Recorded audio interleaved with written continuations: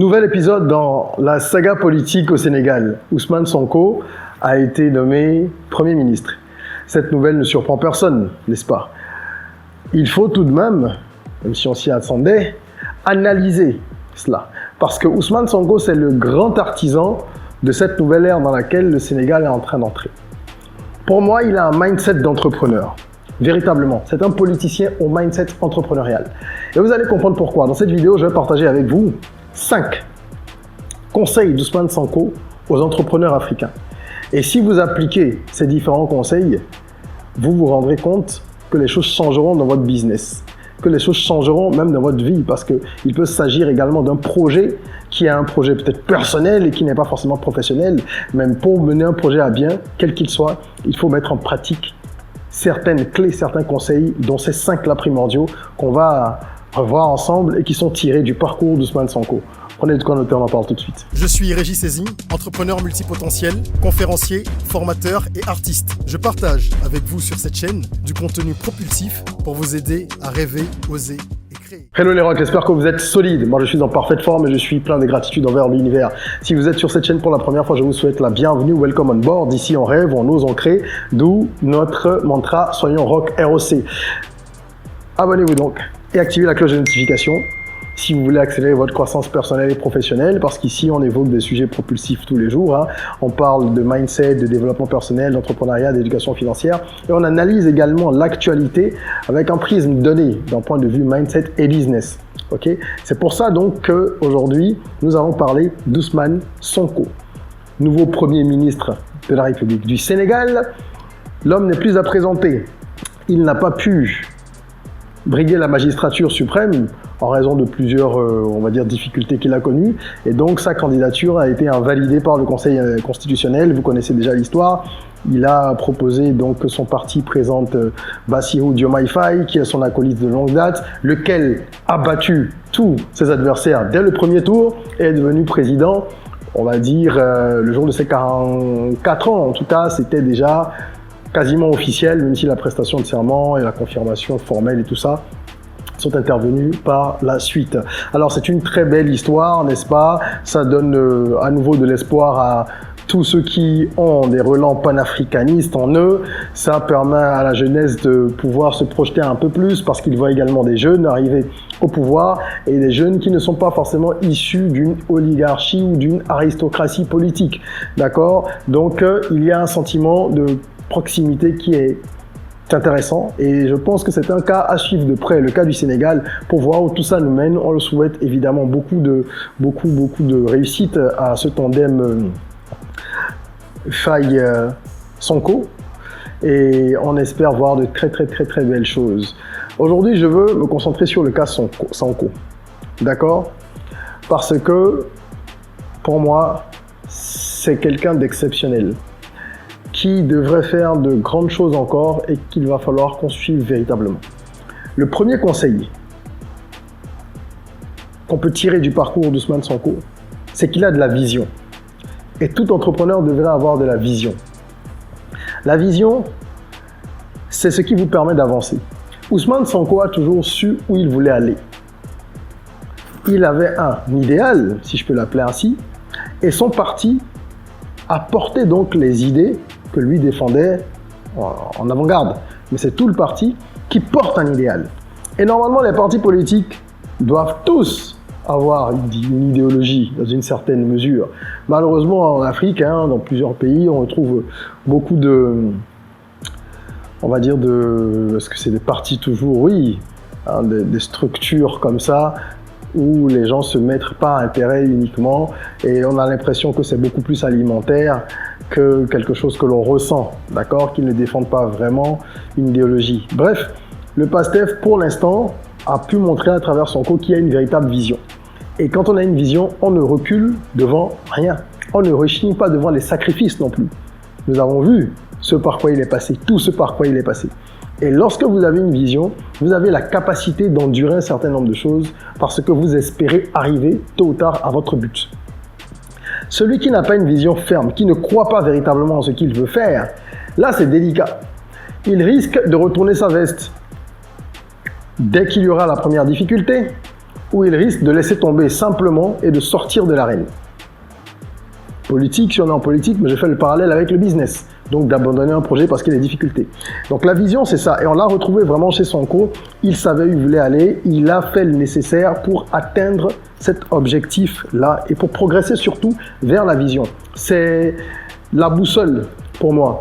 Un entrepreneur qui ne sait pas où il va, ou quelqu'un qui a un projet mais qui ne sait pas exactement où il va, ça sert à rien. Il y a des gens qui sont là, ils tournent un petit peu, oui, je veux faire ci, je veux ça, je veux avoir de l'argent. C'est pas un objectif, ça. L'argent, c'est une conséquence.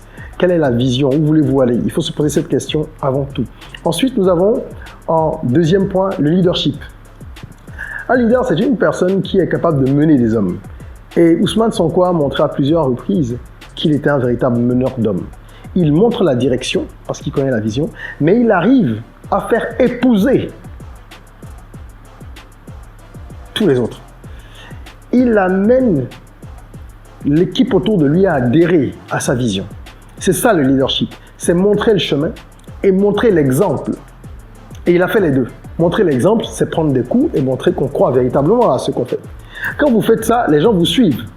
Mais si vous êtes celui qui se protège de tous les coups et demande à la base, si on est en politique ou si on est en business, demande au staff de se saigner, de se sacrifier pendant que vous menez la grande vie, ou même sans mener la grande vie, que vous vous épargnez des conséquences les plus rudes, mais vous aurez forcément des brèches dans la motivation au niveau de vos collaborateurs. Et là, vous ne faites pas preuve de leadership. Et tôt ou tard, ce que vous construisez va se fissurer. Le leadership, c'est ça. C'est montrer le chemin et prendre le chemin. C'est pas dire aux gens, c'est là-bas, allez-y. C'est leur dire, c'est là-bas, allons-y. Et Sonko l'a montré à plusieurs reprises. Il a su rester grand et digne. Et quand vous faites ça, vous arrivez à fédérer autour de vous vraiment votre équipe. Les gens sont prêts aussi. En tout cas, une bonne partie de votre équipe sera prête à vous suivre, à prendre des coups, à prendre des risques, à vraiment endurer un certain nombre de difficultés parce qu'ils verront que le chef est la preuve vivante de l'engagement qu'il prône. La détermination sans faille, c'est important si vous voulez être un leader qui peut véritablement mobiliser ses troupes et les guider dans un sens donné. On a ensuite, en troisième point, et ça c'est très important, l'approche anglo-saxonne d'Ousmane Sonko. Je le trouve très anglo-saxon, sa manière de faire. C'est quelqu'un de pragmatique. Et je le dis ici sans embâche, j'ai coutume de le dire sur cette chaîne, les francophones, nous sommes beaucoup trop dans la théorie, la philosophie, la rêverie, la poésie. C'est très bien. Je suis moi-même auteur. Ma passion première, c'est l'écriture. J'écris des ouvrages, etc. Donc je n'ai rien contre la poésie et tout le reste. Je suis également un artiste urbain. Donc c'est de la poésie, hein. Quand vous faites du rap, c'est de la poésie urbaine. J'aime bien tout cet univers. Mais moi, j'arrive à l'équilibrer avec du réalisme. Et c'est ce qui manque chez beaucoup de francophones, malheureusement. Nous devons apprendre à être réalistes. Et on retrouve ce réalisme chez Sonko. C'est quelqu'un qui est goal-oriented, comme on dit en anglais, orienté résultat. Pour lui, si à un moment donné, il faut faire des compromis, tant qu'on peut avancer vers l'objectif final, l'objectif suprême, eh bien, il fait ces compromis-là. Il aurait pu, et on aurait certainement observé ça chez d'autres personnes, si elles étaient à sa place, il aurait pu être blessé dans son amour propre à partir du moment où il ne pouvait plus se présenter et puis rentrer dans un jeu d'alliance avec d'autres partis, nanani, nanana. Non, il a préféré prioriser le but final, le sien et celui de son parti, en se disant on a la capacité d'aller au bout, en tout cas on peut essayer. Donc si ce n'est pas moi, ce sera quelqu'un d'autre, mais ce sera nous quand même. Et ça c'est très fort. Et ça m'amène au point suivant, qui est celui de l'humilité. Quelqu'un qui n'est pas humble ne peut pas agir comme Sonko l'a fait. Parce que c'est l'humilité qui vous permet de vous mettre en retrait, d'accepter de laisser les lauriers à quelqu'un d'autre. Et de ne pas forcément être dans les strass et les paillettes. Je dis souvent aux entrepreneurs que j'ai en coaching, par exemple, ou lorsqu'on est sur des missions plus extensives en consulting, je leur dis, vous n'avez pas besoin forcément d'être CEO. Vous n'avez pas besoin d'être le CEO. Le titre, on aime tellement ça dans nos pays. Quelqu'un crée une entreprise unipersonnelle, il met CEO sur ses cartes de visite, PDG, et on aligne les titres.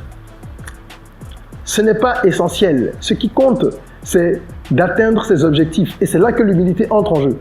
Il a vécu ça de façon très fair-play. Que son candidat devienne président, même si tout le monde sait que c'est lui l'artisan de la victoire. Et que la place, elle lui revenait probablement. Mais il ne pouvait pas se présenter. Il était inéligible. Donc il a bien vécu et il a été nommé Premier ministre. Il le vit sans amertume et sans frustration. Parce que dans tous les cas, il est au cœur de la machine. Il est là. Donc si vous pensez par exemple que vous n'êtes pas en mesure d'avoir les réflexes managériaux qu'il faut pour bien gérer une équipe, pourquoi vous voulez être forcément CEO? Vous pouvez être CTO. Si par exemple vous êtes dans une entreprise technologique, moi je connais des gens qui sont CTO, pourtant ce sont les fondateurs, mais ils sont Chief Technical Officer ou Chief Financial Officer, CFO dans d'autres cas. Et ils laissent quelqu'un qui est plus à même de jouer le rôle de manager, être CEO. C'est quelqu'un que vous recrutez, que vous payez. Vous pouvez être investisseur dans une boîte, être l'investisseur majoritaire et ne pas être à la gestion. Alors pourquoi ça vous dérange d'être peut-être CTO, CFO ou autre chose, ou COO, Chief Operation Officer, donc à l'opérationnel, si vous n'êtes pas le manager, c'est pas le plus important. Ce qui compte, c'est que l'équipe, l'ensemble gagne. Ça veut dire que votre entreprise prospère si on ramène ça sur le terrain du business. Donc apprenons à faire preuve d'humilité et à comprendre que le plus important, c'est vraiment les objectifs finaux qu'on s'est fixés et non les petites gloires que chacun peut tirer de telle ou telle chose. Et je finirai par le 5e conseil. Kousman Sonko, à travers son histoire, adresse aux entrepreneurs africains. Il faut être stratège et stratégique. En plaçant quelqu'un d'autre, il n'a pas sacrifié les chances de tout le groupe. Puisque ça a marché, le cheval qu'il a proposé s'est révélé. C'est avéré gagnant. Il est aujourd'hui Premier ministre. Donc ça va être le gouvernement Sonko. Il va pouvoir appliquer, déployer la stratégie qui est la sienne et qui est celle des siens. Tout ce qu'ils ont pensé et fomenté depuis des années, la vision qu'ils ont du Sénégal nouveau, il va pouvoir être au devant de l'opérationnalisation de cette vision-là. Et le plus intéressant, c'est que cette manœuvre lui permet de briguer la magistrature suprême après. Parce que là déjà, c'est lui qui va faire le gros du travail, c'est sa vision principalement qui va être appliquée. Mais comme il est Premier ministre, il sera donc en mesure de se présenter à d'autres élections présidentielles. Et il va donc potentiellement diriger le Sénégal pendant un bon moment. Parce que là, il le dirige déjà dans une certaine mesure. Il est Premier ministre, mais comme je l'ai dit, et vous le savez, bon, c'est lui le patron du parti, c'est lui le boss, en réalité. Donc il va diriger en tant que Premier ministre pendant un moment, et il pourra par la suite se présenter et potentiellement être élu. C'est ça, être un stratège. C'est savoir quand est-ce qu'il faut bouger un pion, se mettre en retrait, passer à l'offensive, rester sur la défensive, sortir du jeu ou donner l'impression de sortir du jeu, accepter un certain nombre de choses, refuser à un moment donné certaines choses. Tout ça, ça s'analyse. Et je vous souhaite de mettre en pratique tout ça dans votre business. Si vous avez besoin d'être accompagné pour faire décoller votre business en Afrique, je vous recommande le Business Rocket Camp, qui est notre camp d'accompagnement intensif pour entrepreneurs. C'est un programme de 4 semaines pendant lesquelles vous aurez la possibilité d'accéder à plusieurs compétences parce que les domaines d'expertise que nous allons aborder sont multiples. Il y en a une dizaine. On va parler de finance, de fiscalité, de marketing, de stratégie commerciale, de croissance, de droit. Donc vraiment de différentes thématiques que l'entrepreneur doit connaître pour mettre en musique tous les départements et tous les collaborateurs autour de lui. Et ça va se passer en ligne. C'est un programme 100% en ligne, donc où que vous soyez, vous pouvez vous inscrire. Et tout se déroulera à travers des masterclass, des webinaires, mais également des séances de coaching individuelles. pour qu'il y ait un accompagnement personnalisé. Les places étant limitées, je vous invite à réserver la vôtre assez vite parce que c'est un programme de haut niveau et on va vraiment aider tous ceux qui seront inscrits à faire décoller leur business, à voir clair au niveau de la vision, à savoir où ils vont, à structurer l'équipe autour d'eux, à savoir comment on fait pour s'associer, comment on gère les finances, qu'est-ce qu'il faut regarder comme indicateur, les performances, etc., etc. Voilà, le lien est en description si vous êtes intéressé et mettez un petit like si la vidéo vous a plu, partagez-la parce que c'est en diffusant ce genre d'informations qu'on va inspirer largement les Africains et qu'au fur et à mesure, nous allons pouvoir transformer notre mindset parce qu'il est indispensable qu'il y ait un changement de mindset. Abonnez-vous, n'oubliez pas, pour rejoindre la communauté des gens qui rêvent, qui osent et qui créent. Et en attendant qu'on se retrouve pour une nouvelle vidéo, prenez soin de vous, de votre corps, mais aussi et surtout de votre mind. Rêvons, osons, créons, soyons rock.